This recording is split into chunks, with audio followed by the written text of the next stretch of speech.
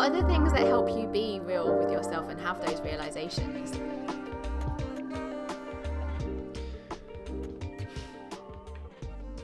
That's a good question. I think it's happened over time, and interestingly, whether it's been through sort of peak experiences through things like breath work, whether it's been through very cathartic experiences, and obviously breath work's primarily my thing, and it's been the tool that has helped me the most in my life. What it certainly helped me to do is to understand, hey, you know what? I am not my thoughts. I am not my feelings. And that, and it kind of creates a little bit of distance from this, so that you can have space to be able to hold yourself in a very tender and loving and kind way and observe the way that you are, and then be able to decide from that really sort of nurturing place, is this useful for me or not, or useful for others or not. Obviously, you look at things like meditation, is incredible because it trains discernment. It trains the tool that allows you to observe, which is great. But I know for me, I mean, I've kind of been around the block in terms of trying all sorts of different things. I guess coming back to breath work is probably the primary thing that's helped me the most. Yeah, I'm trying to think if there's like one big thing apart from breath work, because that seems like such an obvious answer. And what are the little things then, do you think? Or the medium things?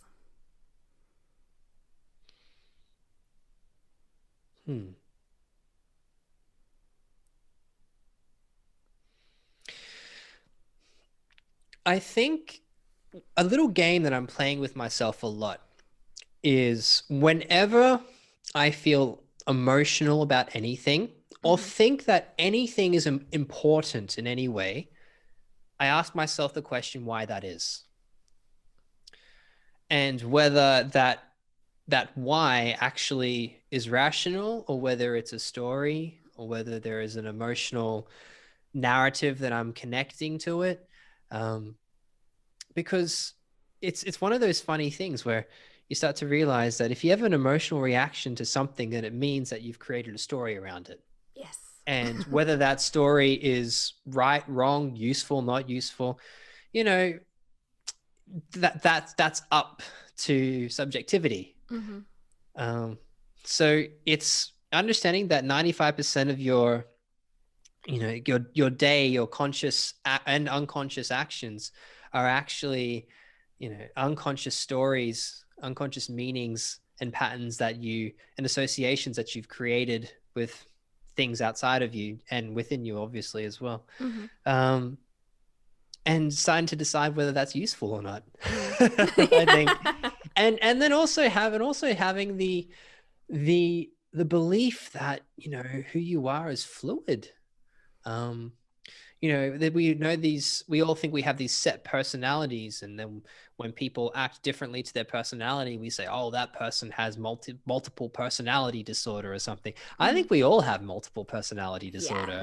I think, the Tamara that spends time with her boyfriend might be the different Tamara to who spends time with her friend or with a colleague or something. We change ourselves all the time. So why don't we kind of jump on board with that idea and go, okay, well, maybe, and then I'm going to decide who I'm going to be.